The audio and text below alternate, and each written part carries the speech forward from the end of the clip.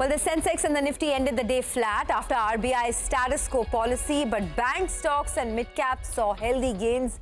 For the week, the mid-cap index is up 4%, marking the biggest weekly gain in 7 months. On Editor's Roundtable today, we highlight the key points of the RBI's monetary policy. We also deep dive into the Aditya Birla Group and we tell you what's working for them. And we take a look at gold and silver prices and discuss how to play this theme. I'm Sonia and today with me are the editors Nimesh, Nigel and Ekta. Folks, this was a very interesting week, right, for the market. I mean, we had a strong week, resilient week. Despite everything, the Nifty was around the 22,500 mark. And there's been so much domestic money coming into this market that despite all the volatility, we've held afloat. And the good part is that the mid-cap index has bounced back. The mid-cap index was up 4%.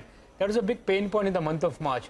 And come April, the new book has started, funding has opened up, and we've seen a big pullback in the mid-cap and small-cap stock. So from a portfolio point of view, a lot of people and investors must be happy this week. As Nigel pointed out, forget the market, at least the portfolio should do well. Yeah. And FY24 actually was a very good year. Yeah. And you were warning investors that, it may not be so good year FY25.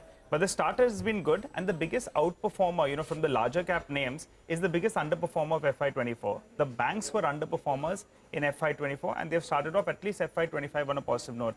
This week, in fact, the Nifty Bank almost made fresh all-time highs. And what stood out was the advance decline ratio this week. We started Monday at 8:1 and we ended Friday at 3:2. So the entire week, the breadth of the market has been extremely positive.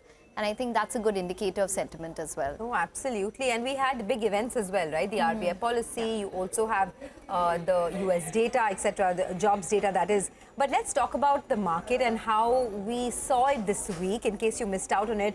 Very strong, very resilient market. We've gained for 3 straight weeks now. In fact, in the week gone by, the Nifty went up 1%. The mid-cap index was up about 4%. In fact, the mid-cap saw its biggest weekly gain in the last 7 months. And a large part of that contribution came via the Nifty Bank. The Nifty Bank gained over 2% this week, and it was the biggest weekly gain in the last 4 months. Now, there are a couple of things that are happening. One, as we mentioned, is domestic institutional investors have been pumping in money thick and fast. Remember, it could be a pre-election rally as well, because you've had a couple of instances to suggest that the NDA government has strengthened further, the opposition has weakened. In the recent events as well, Prime Minister Modi has come out and said that they will come back to power for the 3rd term, and that has kept the markets very, very steady. But Nimesh, you tell us, what are the dealing rooms talking about? The broader market resurgence is one thing, but is this something that could be sustainable? Well, Sonia, so the good part is that the broader markets have come back in a good way. The indexes are 4%. But look at individual stocks. At a portfolio level, the stocks are up 15, 20, 25%. So that's been a good relief rally for a lot of the investors as well, where the portfolios have been back in the green. Again, it's backed by some institutional interest as well. In fact, the other good part was the return of the banking sector stocks. As Nigel pointed out, that's been the big underperformer, and that started to picking up. HDFC Bank has been a classic example. Now it looks like that would be the leader of this rally if the momentum continues. So HDFC Bank is something to be tracked very, very closely. We have this very close MSCI angle as well to the HDFC Bank, so that's something to track. But in general, the flows are back. The momentum seems to be back in the broader markets. And overall, the sense is now that the earnings season is going to start, that will be a big trigger to watch out for. And especially for the IT names. IT stocks are relatively going soft into the earnings season. So if there is a good surprise from Infosys and HCL Tech in terms of guidance for next year, you could see a bit of a relief rally in the IT names as well. So that's something to track very closely. And I guess the only pain point for the market from here on would be the commodity stocks, commodity prices per se. The oil is back to 90. We've seen across the board all the commodity prices have moved up. So that's a bit of a niggling worry. But the fact is that the momentum in the mid-cap stocks is back and the flows are pretty much strong, as you also pointed out. Well, just to add on to one more data point, the small-cap index for this week was up close to 7%. So it was the best week we had, from the small-cap index since April 2020. So that's the kind of start that we've had to the fiscal. So, good times. Good times, and that's the kind of pullback we've seen, right, from the lows. But the other event was the Reserve Bank of India's policy. They've held the policy rates for the 7th time in a row. As expected, the MPC, in a 5:1 majority, decided to keep the repo rates unchanged at 6.5%. But more important is the guidelines from here on, right? When is the first rate cut coming through? But Ekta, give us the key highlights. Well, yes, like you mentioned, it was a status quo policy for the 7th consecutive time. Now, rates have been held steady since April of 2023. But largely, it was an inline policy. Nobody was expecting any kind of change. What did come through is that they seem to be a little more sanguine when it comes to inflation. So the RBI estimate for inflation is held steady at around 4.5%. But they are probably expecting it to dip sub 4% during the year as well. So Q2 FY25, they changed their forecast to 3.8%. So they did allude to, or they gave an example of the elephant and CPI. So they're expecting the elephant to probably be in the jungle by, the second half of FY25 at least. But there are risks to inflation. So for example, there's Brent crude, which is up over 10% from the last policy, vegetable prices, monsoon. The other point is that the forecast for the GDP was unchanged at 7%. Everyone was expecting it to be hiked. Now, that's probably because, there are variables such as elections, Fed, etc., which are in the way. So that wasn't that much of a game changer. What the governor did say in his conference, which is important to note, is that the policy is primarily determined by domestic circumstances, and the cuts and the hikes in the past have in fact preceded US actions. So it's not necessary that they're going to follow the Fed. They could just probably work on their own, and rate action will be determined by the inflation trajectory. So the first rate cut is probably now expected in August. So probably a little after the Fed, but it could even probably be later. So then events such as the election, monsoon, Fed, all of that will be out of the way. So August will probably be a probable time for rate cuts by the RBI. Okay, well, joining us now is Harish Bihani. He's the Senior Fund Manager at Kotak Mutual Fund. Harish, thanks a lot for joining in. The big question that everyone's asking, right? After the kind of run-up that we've already seen in the market, do you think now we are ready for some sort of consolidation or time-wise correction, or do you think this uptrend is something that can continue? It's very difficult to say, Sonia, on what will happen in the near term. So we don't try and forecast that. That said, as you rightly pointed out, that a lot of the returns have been upfronted last year, early part of this particular year. After that, cycle from greed to fear and back to greed again. So a lot of the returns have been upfronted. And with the results season coming in soon, you will see some consolidation in the market. You will see a lot of sharp reactions to the earnings in the upcoming result season. All right. Hi, Harish. Welcome to the show, and thanks so much for joining in. Well, last year, the leader was the PSU pack. They did very, very well. And one would say that maybe valuations are still not very, very stretched out there. What's your view on the PSU pack, and what do you like out there? There is select stocks like the railway theme, the defense theme. They are pricing in earnings for the next 2 or 3 years as well. The banking theme as well has done very, very well. So what's the theme you like from the PSU lot? Sure. Over the last few years, what's happened in the entire PSU pack is that there's been a mean reversion trade. A lot of companies were trading at cheap valuations. You had an earnings catch up after abysmal numbers for many, many years, and say, especially the banking sector. So there was an earnings catch up and there was a valuation re-rating which took place. To our understanding, the valuation, the mean reversion is largely played out. So incrementally, earnings will determine the fate of all the PSU pack. Wherever earnings is strong, say, for example, if it's the defense sector or if it's the power sector, you will continue to see buoyancy in the names of in those particular sectors.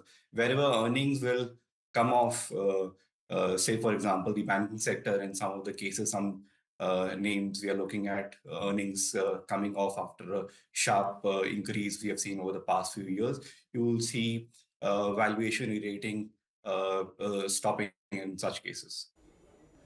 Hi, Harish. What did you make of the RBI policy? Because as Ekta pointed out, the first rate cut is expected only in August. So how are you positioned in the financial sector stocks, both private sector bank stocks as well as the PSU bank stocks? I think if you look at how we have been discussing on the Fed rate cuts and now the RBI policy and the rate cuts in India, it's extremely difficult to forecast that. To our mind, we are positioned to ensure that wherever Fed cuts or the RBI cuts in the later half of this particular year, our portfolios rightly aligned to those cuts. Without forecasting that when this will happen, this is a question of when this is going to happen, and not in terms of if it will happen or not happen. So it could take a little longer versus what we are thinking at this point in time, but the portfolio should be aligned towards a rate cut maybe in the second half of this particular year. It could take a little longer given how Fed is reacting and Fed data points are coming through. Even in Indian data points, how crude is behaving, it could take a little longer. That said, one needs to be prepared for a rate cut eventually. Okay, well, the one group that did quite well recently is the Aditya Birla Group. They are on an expansion spree. The group's market capitalization has also seen a sharp rise in the last 1 year. Nimesh is here with a deep dive on why the Birla Group is doing so well. Nimesh, what's cooking? Well, Sonia, to me it looks like Birla Group was the newsmaker of this week. Yeah. Looks like they're trying to bring their mojo back, and they're trying to do all the right moves across all the group companies. So let me just go to the wall and explain why I'm saying this. Just look at the Birla Group in the last 1 year. It looks like they're trying to get their mojo back and do all the right moves across the group companies. The group has added 2 lakh crores in market cap in the last 1 year, and now they're commanding a market cap of 7 lakh crores. So that's the kind of market cap addition they've done in the last 1 year. But when I'm saying they're doing the right moves, let me go across individual companies. The first stock on my list is Vodafone Idea. All eyes will be on the board meet tomorrow, where the promoters are going to infuse 2,075 crores. They've already taken a shareholder approval to infuse 20,000 crores into the company. So it looks like the capex and 5G expansion finally will be on the cards as far as Vodafone Idea is concerned. What has the stock done? The stock is almost doubled in the last 1 year. So that's the first group, first company in that group. Now the second group which has done, which has made a right noise is Aditya Birla Fashion and Retail. The stock has been a relative underperformer compared to the peers, but now on April 1st, the company announced a vertical demerger of Mundra Lifestyle as well as the fashion businesses into separate entities. And interestingly, on that day itself, the stock rallied 15%. And just a few days before that, government of Singapore actually converted their warrants into equity. What has the stock done in the last 1 year? Just 13%. So, and in fact, it's been trading at a discount to the peers as well. Look at Aditya Birla Fashion on FY26 price to earning, trading at 33 times versus Trent, which is quoting at almost 90 times. So it looks like now they're making the right moves in that particular company. The third stock company in my list is Ultratech Cement. Recently, they have reaffirmed their position as the #1 cement player in India. They want to focus on capacity expansion, and they've announced at 32,000 crores of capex as far as Ultratech Cement is concerned. What has the stock done in the last 1 year? The stock is up 30%. The next company or the next stock in my list is Grasim. This is going to be a big game changer for the group, is what a lot of analysts believe. They've announced the launch of the paints business, which is Birla Opus. They're guided for a 10,000 crores of revenue and profitability in the next 3 years. What has the stock done in the last 1 year? The stock is up almost 48%. But this is one stock where a lot of analysts are bullish on.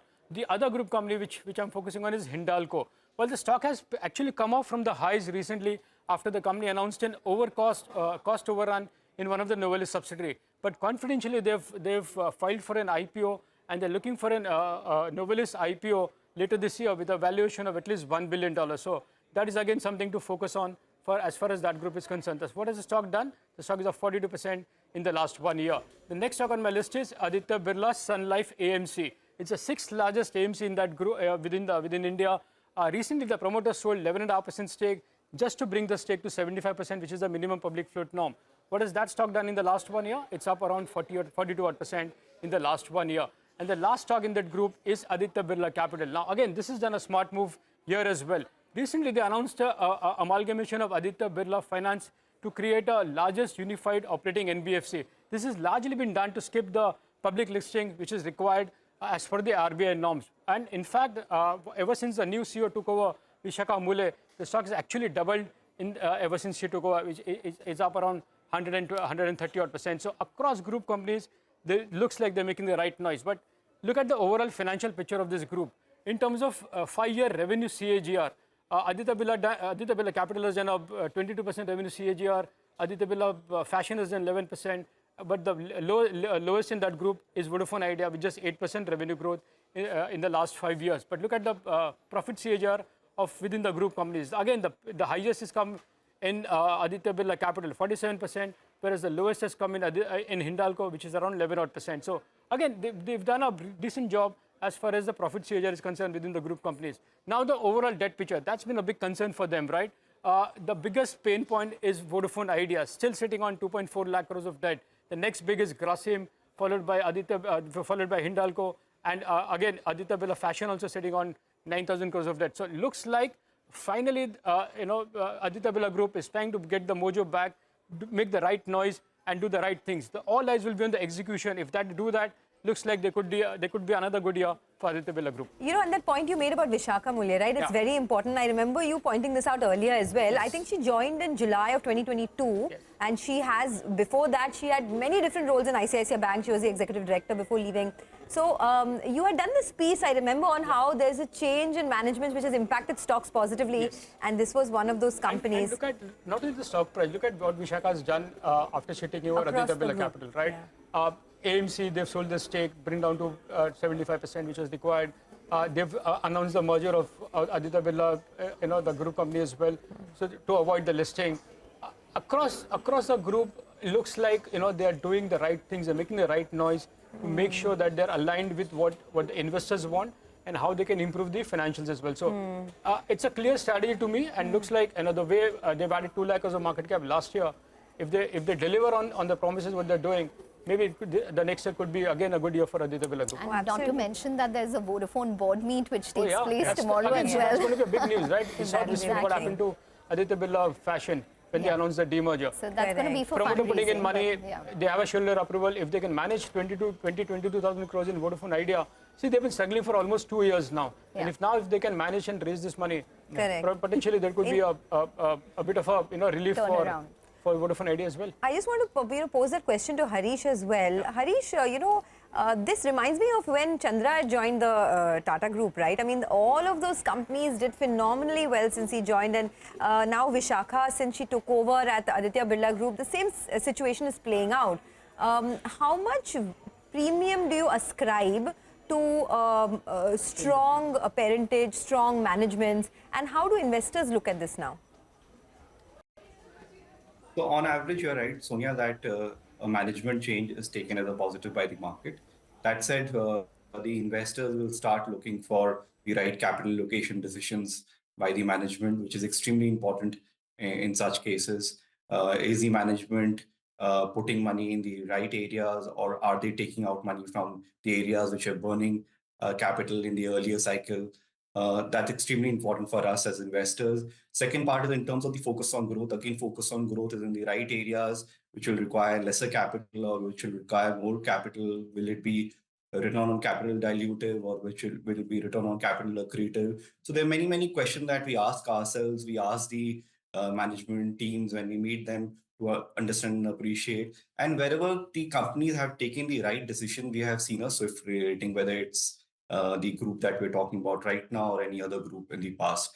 And we have many cases where it didn't work out too, largely because of capital allocation decisions that they had taken. Okay, well, we need to take a short break on that note, but we have a lot more lined up. We're going to be discussing how the gold and silver market is performing. We'll also give you some key trading cues with Harish Bihani. Stay tuned.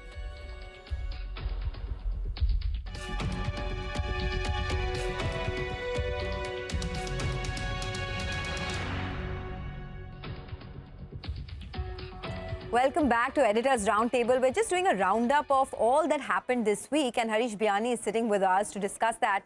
Harish, the one stock I wanted to ask you about was Zomato. I mean, I know you may not want to give your comment on individual names, but just in general, some of these businesses like Zomato have done phenomenally well. In fact, the entire consumption space, look at something like an Avenue Supermarts, that too is doing well.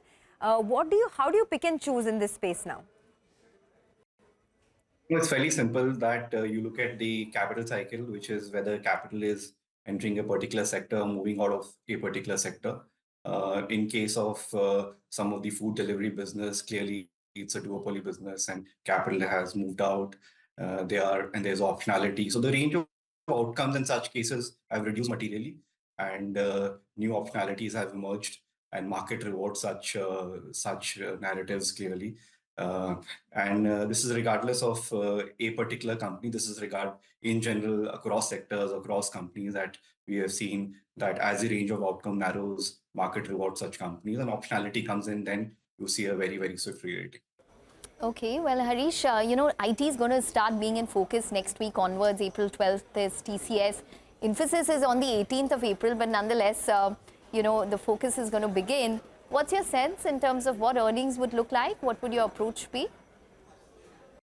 So if you recall our last conversation, clearly said that the overall IT sector scenario continues to be fairly nebulous It's still in terms of the visibility of how things will look like for the next 1 year.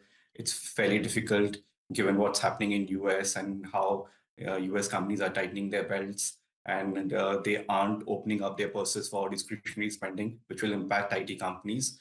That said, if you take a slightly longer view, all the changes that we are seeing, all the changes on the artificial intelligence, ChatGPT, OpenAI, and similar other companies investing in artificial intelligence, and the overall pace of investment in IT will only keep increasing over the next few years. So according to our understanding, any disappointment should be looked as an opportunity to invest in this particular sector. And that's how we are positioning our portfolios. Okay, let's talk about the the prices of gold, right? I mean, while the equity markets have moved higher, gold has also moved higher. Silver prices have also rallied over 10% each this year. Nigel, you've done some data crunching for us. Well, that's right. One way to play gold is you go buy physical gold, buy ornaments, or you buy these sovereign gold bonds as well. But let's focus on the way you can play it via the stock market. So I'm calling it the non-linear plays on gold as well as silver, and basically the precious metal plays. First up, if you look at it, the gold financiers, well, they could be potential gainers. And that's been proved in the past as well. We have some historical data if you're looking at Muthoot's AUM growth, and it perfectly tallies in with what gold prices did as well. So there is a bit of a relation, and that's been proved too in the past. The second point is why gold financiers could have a bit of a tailwind is because there's a ban on new gold loans coming in from IFL, and IFL's market share in in the past fiscal, that's FY23, well, it had gone to around 15% of the NBFC market, and that's jumped up from nearly around 6%. So you have one player that moves out. Obviously, it gives them headroom to grow from there on as well. And how does it help then these gold financiers? What happens is when gold prices move up, your loan to value, that comes down. So it gives them additional headroom to borrow more on the same tonnage of gold. So that's one factor. So that will help your loan growth. Now, on the same tonnage of gold, the same number of branches, well, you're seeing more amount of loan growth. Expenditure is not going up, right? So operating leverage plays out. And if that plays out, then your ROE as well does expand. And some of these companies have seen a bit of a derating in terms of their ROE. So that can bounce back. And the auctions or the asset quality as well, the reduced auctions will result in asset quality staying in check. So that's how gold financiers basically gain. Now, DAM, they are saying between the two gold financiers that are listed, well, they are saying that they prefer Manappuram in comparison to Muthoot. Why is that? Because actually Manappuram has been a relative underperformer. So as of current valuations, well, Muthoot trades at a sharp premium in comparison to Manappuram. But keep in mind, most of Muthoot's book is attributed to gold, while Manappuram, it's a little lower in comparison to Muthoot. So that's between both of them. If looking at the banking names, well, CSB, they have a high proportion of their total book that's attributed towards gold, much higher than other banks as well. So that's nearly around 48%. So that could be another play in there. Now let's shift focus to silver. Some believe that silver could outperform from here. Silver prices, keep in mind, are up by close to around 12%, in this year so far. And Vedanta and Hindustan Zinc, some of those unlikely players, well, they are the only way to play the silver move. So Hindustan Zinc, 20% of their revenues come in from silver. The EBIT is nearly around 46%. And because it's a byproduct, the margins are very, very high at more than 85%. But Hindustan Zinc is not very, very liquid. So that's why you're seeing Vedanta making fresh 52-week highs, because Vedanta has 65% stake in Hindustan Zinc. So the indirect way of playing silver could be via Vedanta into Hindustan Zinc. And that's why, in fact, so keep in mind, some of these gold financiers as well as maybe Vedanta could be a stock that should be kept on your radar. Well, Harish, I wanted your view on these names. Gold is moving up, silver is moving up. Either you could buy the physical gold, you could play it via gold base. But what do you think of the gold financiers or maybe some of these metal companies? I guess in general, when we look at any such sectors where there's a temporary tailwinds coming in a particular sector, we try and understand whether this tailwind is something which is far more structural in nature or something which is transitory and could go away in the next 3 to 6 months.